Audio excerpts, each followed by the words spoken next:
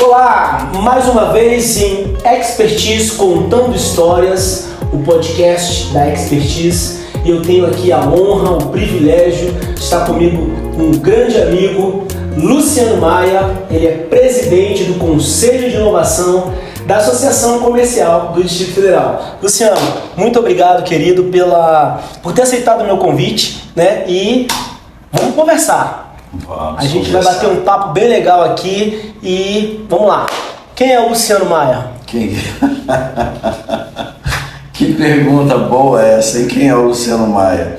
Eu recentemente, tem um mês, eu coloquei no meu perfil, tanto do LinkedIn quanto do Instagram, eu coloquei lá, polímata, o perfil, né? Que fica lá, empreendedor, palestrante, blá, blá, blá, blá, teólogo, tá? Aí eu tive a coragem de colocar polímata. E não é que hoje, na data de hoje, o diretor de uma empresa, eu conversando com ele, agendando e tal, no Zap, então tá agendado, tchau, ele, tchau meu amigo polímata. Falei, cara, o pessoal olha, né? Mas o Luciano Maia, ele atualmente tem se definido como um polímata. Para os nossos espectadores que não sabem o que é um polímata, e ninguém tem obrigação de saber, porque é uma palavra que não é usual naturalmente, o polímata é descrito como uma pessoa que tem o conhecimento em várias áreas. Por exemplo, Leonardo da Vinci era um polímata, porque ele era um pintor, ele era desenhista, ele era inventor, ele era físico, ele era matemático. Então ele dominava várias áreas. Então Leonardo da Vinci é um exemplo de um polímata, né? Um polímata bom, um grande polímata. Mas você tem também polímatas ruins, polímatas fracos, tipo Luciano Maia. Então você tem todo tipo de polímata, dos bons aos péssimos. Mas eu não deixo de ser um, né? Porque a minha carreira e os meus estudos, eles avançaram para várias áreas, né? Tanto que no que diz respeito à graduação, eu fiz... como era o nome, meu Deus? A primeira que eu fiz, hoje em dia fala negócios, mas falava administração de empresas. Lembrei, antigamente falava administração de empresas.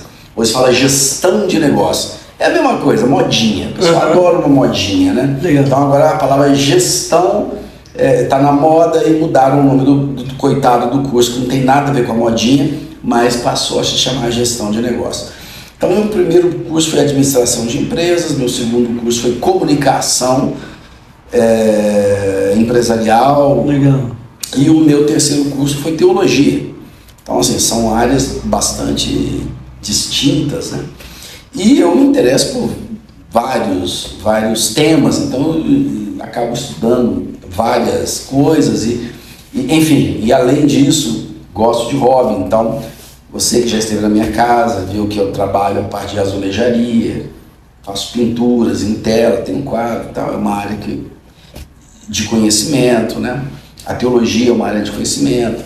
Atualmente, além de ser presidente lá do Conselho de Inovação da Associação Comercial do Distrito Federal, eu acumulo uma outra função. Eu também sou um assessor de investimentos do Banco BTG Pactual. Na verdade, esta é atualmente minha principal função profissional. Então, pessoas físicas e jurídicas que estejam interessadas em investimentos conservadores, eu sou a pessoa. E entender de investimentos é um outro mundo gigantesco que exigiu que eu fizesse outros cursos. São certificações específicas exigidas pelo Banco Central, pela CVM, que é a Comissão de Valores Imobiliários. Então a área econômica no Brasil, esse setor, ele é extremamente regulado no Brasil. Então são exigidas certificações. Então é mais uma área de conhecimento, de domínio. E isso me transforma naturalmente num polímata. Não, como eu falei, não um polímata de classe A, mas um polímata ali de classe J, classe Z, uma coisa ali mais atrás. Bem modesto. Mas alguém que tem, assim, um grande conhecimento. Então, de fato, do ponto de vista profissional, esse é o Luciano Maia, né, que você perguntou quem que ele é. Agora, do ponto de vista enquanto indivíduo, ser humano, a alma, né, o Luciano Maia é um cara que é um realista esperançoso. Eu olho para a vida de maneira muito realista. Eu não sou um otimista, porque eu acho que o otimista ele é uma pessoa pueril, e o pessimista é alguém digno de dó. Eu jamais vi um pessimista bem-sucedido nos negócios. E o otimismo também exagerado, ele é capaz de transformar o ser humano num bobo da corte.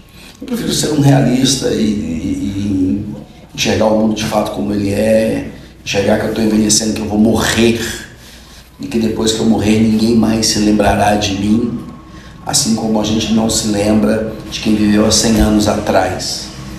Então eu simplesmente vou morrer, o mundo vai acabar, as coisas passam, e essa é a realidade dos fatos. Porém, um realista esperançoso. Eu tenho a esperança de dias melhores, eu tenho a esperança de que as sementes que eu tenho plantado, elas vão germinar, florescer, que eu vou poder colher as espigas. Eu tenho a esperança de que quando a terra estiver seca virá chuva. Eu tenho a esperança de que quando vier muita chuva e começar a ter, agora é chuva demais, vai parar a chuva, vai ter menos chuva. Então eu sempre tenho esperança da coisa boa. E sobretudo eu tenho a esperança de que passada essa existência que nós temos quando eu morrer, tudo vai ser devolvido. Esse corpo ele vai ser devolvido para o pó da terra de onde ele veio, e a minha alma vai ser devolvida para Deus de onde veio o sopro da vida. Então voltarei para os meus dois lugares: corpo para o pó, alma para Deus. Um realista esperançoso tem essa esperança, a esperança de encontrar Deus, abraçar, sentar no colo dele e matar a saudade que eu tenho de Deus, saudade de coisas que eu nunca vi. Que lindo isso, hein? Que lindo isso. Bacana. Você esqueceu de um detalhe. Você também é escritor, mas a gente fala sobre isso mais tarde. Luciano, como é que você... sim, verdade. Não disse aqui. Você esqueceu. Também sou escritor, Tem um livro publicado, tem alguns livros para publicar. É mais uma área, né? Legal. E eu li um dos livros e eu tive o privilégio de ler. Polímata medíocre, mas polímata. É isso aí, polímata de verdade. Luciano, como é que você chegou aos negócios? O que te levou a empreender? O que me fez ir para o mundo dos negócios e abrir minha primeira empresa é essa paixão que eu tenho por não morrer de fome. Eu acho assim que ter a barriga cheia é algo maravilhoso. Então, sendo eu um órfão de pai e mãe e tendo que cuidar da minha sobrevivência, eu fui levado para este lugar, que é o lugar onde a gente tem que se virar. E essa paixão por não morrer de fome. E eu abri o meu primeiro negócio quando eu tinha 17 anos de idade. Como é que foi isso, cara? Eu já não tinha nem meu pai, nem minha mãe, mas eu tinha um irmão mais velho. E foi uma sociedade com ele. A partir, inclusive, de um convite dele. Vamos abrir uma empresa na área de telecomunicações. O que eu respondi? Telecomunicações? Entendo muito, senhor. Muito, senhor. Domino. De fato, abrimos uma empresa de cabeamento telefônico predial. Hoje em dia isso não existe mais. Mas antigamente os prédios tinham que ser cabeados e as agências do governo regulavam, inclusive, esse tipo de operação. E nós trabalhamos fazendo cabeamentos prediais, instalações telefônicas. Fui sócio dessa empresa por 7 anos. Ali foi minha primeira experiência como empreendedor. Começamos um negócio muito pequeno, muito humilde, uma pequena salinha na asa norte de Brasília. Enfim, uma situação muito precária. No primeiro ano de negócio foi terrível. As vendas eram suficientes, os negócios que surgiam eram suficientes para pagar o aluguel, luz, água, telefone e comer. E nós percebemos que não iria sair muito daquele lugar ali não, porque nós tínhamos muita força de vontade, mas não tínhamos todo o conhecimento necessário para poder alavancar a operação. Até que o meu irmão, que era mais velho, teve a ideia de trazer um sócio do ramo, alguém que já fosse do ramo há muito tempo, muito experimentado. Conseguimos identificar essa pessoa e ele fez o convite para essa pessoa, para ela entrar na sociedade, dando para ela um pedaço da sociedade, sem precisar pagar para entrar. E o cara topou, ou seja, louco, completamente louco, deveria ser internado. Topou, entrou no negócio, era um profissional experimentado, temos um pedaço da empresa para ele, um pedaço maior, e como um profissional já experimentado, aí a nossa empresa voou, né? Porque aí pudemos estruturar todas as áreas, aí eram os 3 sócios, um cuidava da parte administrativa e financeira, outro da parte comercial, outro da parte técnica, que é esse novo sócio. Enfim, fomos extremamente prósperos e ganhamos muito dinheiro, enfim. Então, de um menino muito pobre aos 17 anos, aos 22 anos, eu já tinha carro 0 do ano, já tinha apartamento na Asa Norte, já viajava para o exterior. Então, num espaço curto de 5 anos, minha vida se transformou completamente, sabe? E aí eu peguei gosto pelo empreendedorismo. Essa sociedade, ela seguiu aquele maravilhoso, lindo caminho que toda sociedade segue, que é o caminho da discussão, da briga e da finalização da sociedade, né? Porque sociedade é um casamento, só que sem sexo. E no casamento os cônjuges brigam, mas após uma noite de amor, normalmente um perdoa o outro. E na sociedade é a mesma coisa, todo mundo também é dono de tudo, como no casamento, e também brigam, como no casamento. Só que não existe aquela noite de amor. No dia seguinte, quando todo mundo chega, já chega brigado. Isso é natural que aconteça. Então, a sociedade ela entra numa crise, ela se desfaz, eu saio e inicio um novo negócio agora com minha esposa. Nós abrimos uma agência de intercâmbio cultural. Pegamos uma representação comercial aqui no DF de uma agência de intercâmbio lá de São Paulo. E fomos muito prósperos nesse negócio. Igualmente, o primeiro ano foi muito difícil, essa história toda. Primeiro ano, segundo ano, bem complicado. Mas enfim, já lá no 4º, 5º ano desse negócio, aí nós éramos absolutamente prósperos, sabe, assim, foi um negócio de grande sucesso. Mandamos mais de talvez 3.000 estudantes para o exterior, para programas de high school, cursos de inglês fora, faculdade, enfim, era uma agência de intercâmbio muito vibrante. Mandávamos estudantes para todo mundo, cuidávamos de todo o processo, tanto da parte acadêmica quanto da parte aérea, acomodações, enfim. Foi um negócio bem bacana e foi a minha segunda experiência. Bem, se eu continuar falando aqui, eu vou falando dos demais. E aí, a partir daí, a vida foi seguindo, foi tocando. Não, interessante, é isso aí, fica à vontade.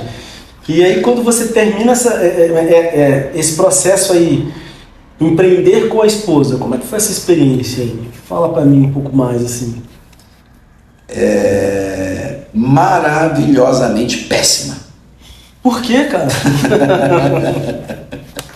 Conte-me mais. Empreender com a esposa é o melhor e o pior. É ter os dois mundos, né? Ter a esposa, ou o cônjuge, ou o marido, não importa. Ter o cônjuge como o seu sócio no negócio alavanca bastante. Porque, ponto número 1, o fator desconfiança deixa de existir. Uhum. Acaba o fator desconfiança. Nas sociedades normalmente isso acontece. Nem sempre, mas em alguns casos acontece. Então, esse problema societário ele é mitigado em 3, 2, 1. Acabou. Outra coisa é a cumplicidade. É natural que exista uma cumplicidade muito grande. Numa sociedade não é incomum nós flagrarmos um dos diretores da empresa falando assim, não, porque a minha parte, sempre tem a minha parte, porque o meu pedaço, quando é um casal, não tem o meu pedaço, existe a minha parte, tudo é de todos. Então isso também cria um senso de time muito bom, que também alavanca o negócio, né? E assim vai, eu poderia dar outros exemplos, né? Não obstante os vários pontos positivos, o trabalho ele é estressante, ele é desgastante, tem desentendimentos. E não existe essa história, esquece. Nós somos sócios da empresa, saiu da empresa, acabou, somos marido e mulher. Esquece.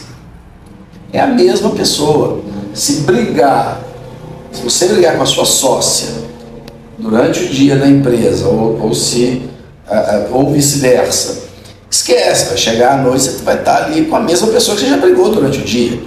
Então aquela noite maravilhosa com a esposa num jantar já não é tão brilhante assim mais, né? E o contrário também, se em casa teve algum desentendimento por uma questão da educação dos filhos, por uma questão da empregada, por uma questão doméstica que teve uma briga e brigou feio em casa, vai chegar no dia seguinte para trabalhar brigado, não vai chegar, agora acabou, vamos lá, os projetos, não, está brigado, é o mesmo ser humano. Então, existe assim uma ilusão de que consegue se separar os papéis. Não consegue, é muito difícil. Até se consegue por um tempo, mas é muito difícil. Então, se por um lado tem muitos benefícios, por outro lado, tem essa dificuldade aí, porque o trabalho com o cônjuge, ele muitas vezes reduz o romantismo do casal. E de repente você não estará mais dormindo com a sua esposa, mas você se pega fazendo amor com o seu sócio. E isso não é romântico. Interessante. É interessante. E aí depois desse... Você é sócio da sua esposa? Bom, eu sou porque tudo que é meu é dela, né? Mas os negócios necessariamente não. Mas assim, já é que nem minha filha. É dela, né? A empresa é dela. Mas assim, no processo mesmo, não. E quando você fala isso, eu fico pensando, né? Realmente, até para se preservar a relação... É igual o Jô Soares Rosimeiro, não tem nada dentro, tem que só finge ou tem coisa dentro? Tem um barato aí. Mas o que eu quero te perguntar é que assim, depois que você teve esse empreendimento com a esposa, o que aconteceu depois? O que aconteceu? Qual foi o próximo passo nessa questão do empreendedorismo? As histórias são muito longas. Se for contar aqui, nós vamos avançar muito, né? Dariam livros, talvez. Até porque já deu para perceber que eu sou rico nos detalhes. Ou, para minha esposa, eu sou prolixo. Somos dois. Eu também sou prolixo. Ok, estou sendo irônico, levemente irônico. Eu sou prolixo. Então, para eu contar os detalhes, eu gastaria muito tempo do nosso espectador. Mas nós entendemos, né, especialmente eu, depois ela, nós entendemos que para a boa preservação do matrimônio, as vidas profissionais poderiam ser mais detached, poderiam ser mais separadas. E após vendermos essa empresa de intercâmbio, depois que nós vendemos a empresa, nós buscamos caminhos distintos. Aí eu tive uma agência de propaganda, ela foi ser consultora na área de RH, nós tínhamos uma empresa juntos, chegamos a fazer alguns projetos juntos, é bem bacana, mas não era uma coisa assim tão próxima, sabe? Até hoje, é raro hoje, mas até hoje às vezes os nossos trabalhos eles são complementares às vezes, né? Mas nós entendemos que para o bem, né, da relação conjugal, que é mais importante que a vida profissional, para os meus valores, então nós tínhamos que preservar o que há de mais importante na nossa vida, que é a nossa relação conjugal, porque a esposa é uma só, e trabalho podem ser vários trabalhos, os trabalhos vão mudando, né? E eu sou feliz em saber que eu e minha esposa passamos mais de 3 décadas juntos, vencendo todas essas intempéries existenciais, e estamos assim bem felizes. Então eu entendo que é importante ter cada um o seu espaço profissional. Legal. E quando você fala no início, né, da sua apresentação que você depois foi atuar também na questão dos investimentos, né? Como é que você chegou aos investimentos? Como é que isso te tocou? O que te levou a atuar nesse segmento? Então, essa minha eterna paixão por não morrer de fome, né? Uma paixão, uma coisa que me move. Não, brincadeira. Agora eu já tô exagerando, claro que não. Mas o investimento, ele não estava no meu radar.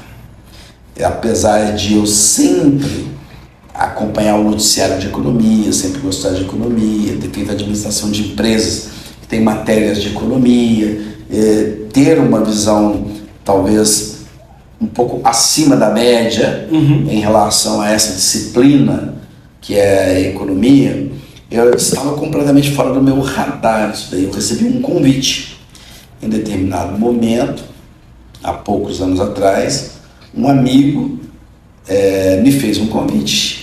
O projeto dele era abrir uma corretora, que fosse corretora de investimentos e corretora de seguros. Atuar tanto na área de proteção quanto na área de investimentos. E ele me fez esse convite. Vamos abrir uma corretora de investimentos e seguros. E eu topei a aventura. E vieram mais alguns sócios, de fato abrimos essa corretora Ela começou primeiro como uma corretora de seguros, a área de investimentos era só um pequeno departamento, mas logo essa área de investimentos cresceu muito. E foi dessa maneira, né? E nessa trilha, muito rapidamente, nós também recebemos um convite do Banco BTG Pactual para representá-los no Distrito Federal e iniciamos então uma operação de um escritório de investimentos do Banco BTG Pactual, denominado agente autônomo de investimento, como esse tipo de operação é oficialmente denominado.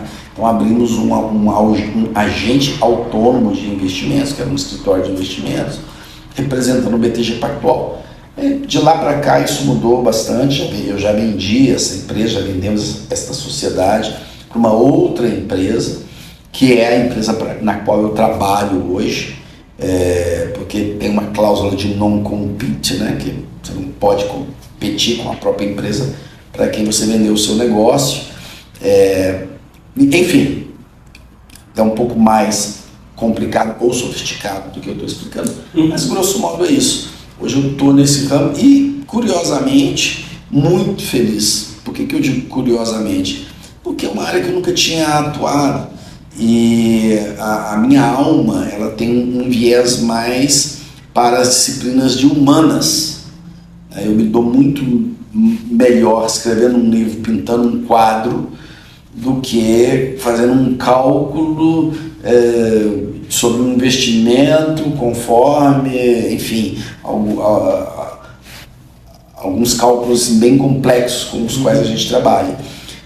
Ou seja, eu não sou naturalmente um cara que tenha uma mente para exatas, mas aprendi, gostei e assim, curiosamente que eu digo, porque é curiosamente mesmo, o meu desempenho hoje como assessor de investimento, ele é destacado, eu sou destaque, me tornei um profissional de destaque, me tornei um private banker, hoje eu sou um private banker, os meus clientes são clientes de altíssima renda, e as carteiras de investimento às quais eu monto, né, e coloco o dinheiro dos meus clientes são carteiras que os clientes estão assim, rindo para as paredes, né? Hoje, mais da metade dos meus clientes vem por indicação de outros clientes satisfeitos.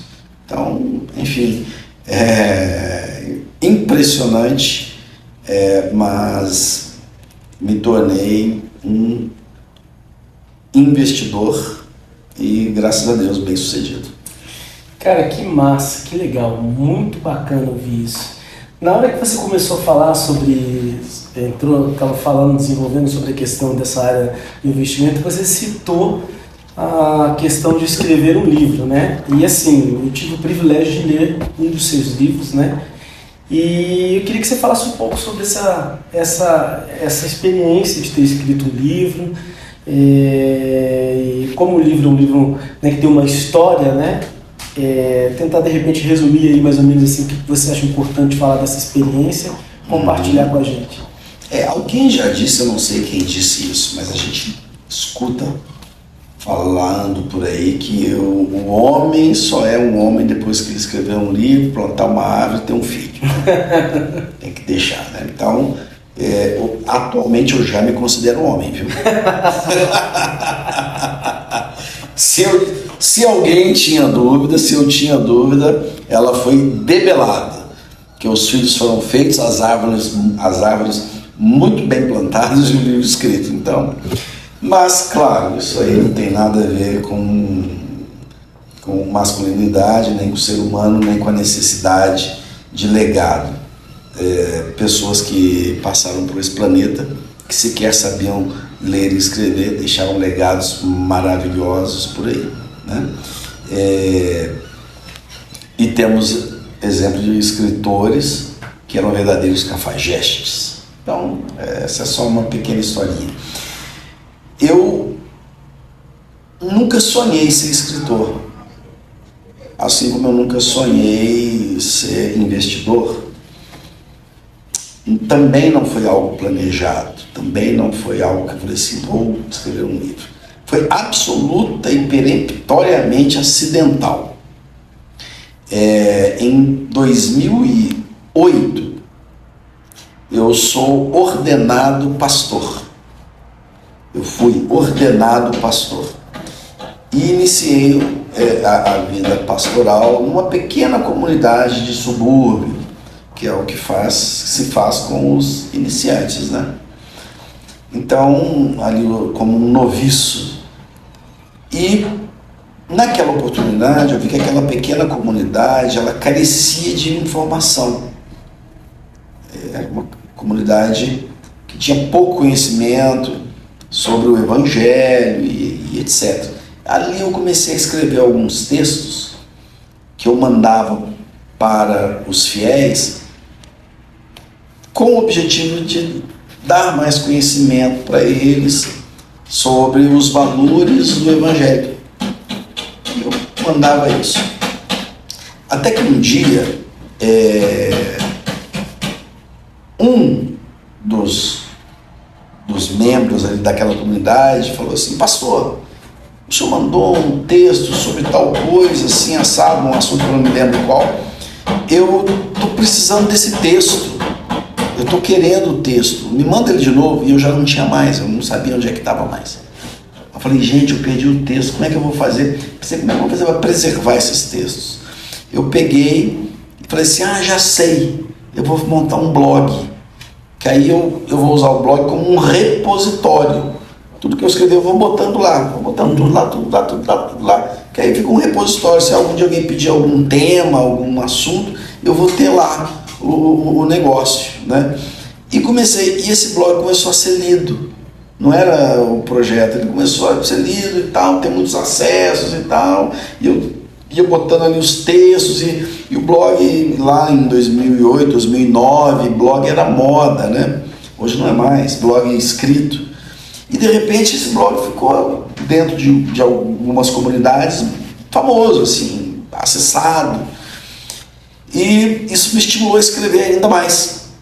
E de repente, passado ali uns 2, 3 anos, eu tinha uma quantidade enorme de conteúdo. E isso me estimulou a escrever ainda mais. E uma grande amiga falou assim, seus textos são maravilhosos, por que você não publica tudo isso num livro? Eu falei, daria um livro. Só que ao invés de eu simplesmente pegar aquilo e juntar tudo e fazer um livro, eu falei, não vou fazer assim. E eu decidi fazer o contrário, eu decidi escrever um livro mesmo. Eu decidi efetivamente escrever um livro, né? Eu vou escrever um livro. Sobre o quê? Sobre qual tema? E eu peguei um pedaço da minha vida, dos 7 aos 13 anos de idade. Um pedaço muito marcante da minha vida. Foi entre a morte da minha mãe e a morte do meu pai. Entre a morte de um e a morte do outro. Esse períodozinho foi muito marcante. Então eu conto a história daquele menino. E aquele menino, ele, que era um menino pobre, aquele menino, ele, por uma ironia do destino, ele fez a amizade com um menino rico. E eu falei, isso é uma boa história. Porque aquele menino pobre aprendeu muitas lições com aquele menino rico. Foi quando eu escrevi o livro Meu Amigo Rico. Fantástica história. Fantástica história. E aquele menino que escreveu essa história, o que ele poderia ou gostaria de dizer como dica para empreendedores, para pessoas que de repente ou estão começando ou estão nesse período, né, de empreendedorismo, né, de empreender, nesse processo de empreender, o que ele diria?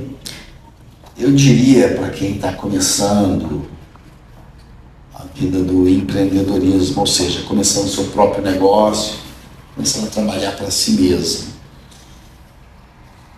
lance a semente de manhã e também de tarde, incansavelmente. Seja incansável, não se canse.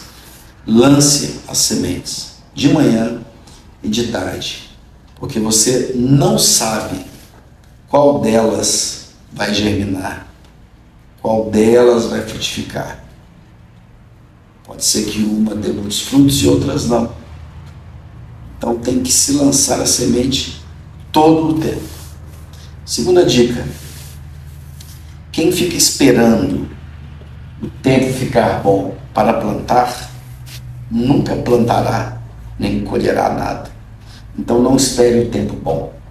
Simplesmente vá e plante. Não fique aguardando o melhor momento, porque ele não existe. Qual que é o melhor momento? E essa não é uma pergunta retórica. Perguntando para você, qual que é o melhor momento para se plantar uma árvore? Eu acho que é hoje, agora. Foi há 20 anos atrás. Hoje você estaria nesta sombra ou comendo do fruto dela. Qual que é o segundo melhor momento para se plantar uma árvore? Eu não me atrevo. Hoje. Legal. Poderia, mas já não foi, então é agora. É hoje. Legal. É o momento. O melhor momento para se plantar uma árvore foi há 20 anos atrás, mas você já não plantou. Então é hoje o melhor momento. Que aí daqui 20 anos você vai colher desses frutos. Então, não espere o tempo bom para plantar sua semente. Quem fica esperando o tempo ideal ele nunca vai plantar nem nunca vai colher nada. Insistência, perseverança, esperança e fé. Uau! Obrigado. Teve alguma pergunta que você gostaria que eu tivesse feito e eu não fiz? Não. Essa pergunta é uma pergunta que eu não estava pronto para responder. Então, não. Eu não senti falta de nenhuma boa pergunta. Então, a gente vai para a última pergunta e essa daí você vai ter que talvez pensar um pouco, mas o que você gostaria, né? Que história você gostaria que contassem sobre você? O nosso podcast é Expertise Contando Histórias. Você contou compartilhou uma parte da sua história. E que história você gostaria que contassem sobre você? Você não precisa morrer para isso não, tá? Embora a gente está aqui falando sobre histórias, mas que história que você gostaria que contassem sobre você? Cristiano, a vida, ela é sensacional quando não se tem medo dela. Portanto, eu gostaria de ser lembrado como um ser humano que não teve medo da vida. Eu não tive medo da vida. Eu não tive medo dela. E ela meteu medo muitas vezes. Uma vida de meter medo. Mas eu escolhi não ter medo dela.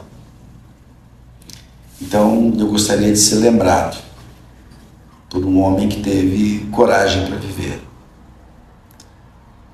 E essa coragem, ela veio naturalmente parte de mim, mas ela veio sobretudo de Deus. Foi Deus que me deu força para viver. Uau! Uau! Querido, muito obrigado pela oportunidade, por ter aceitado esse convite e principalmente pela sua amizade. Pessoal, a gente termina por aqui mais um episódio do podcast Expertise Contando História. Nesse episódio a gente teve o privilégio de ouvir a história de um cara sensacional, Luciano Maia, que nos deu essa aula de vida. Valeu! Obrigado. Tchau, gente.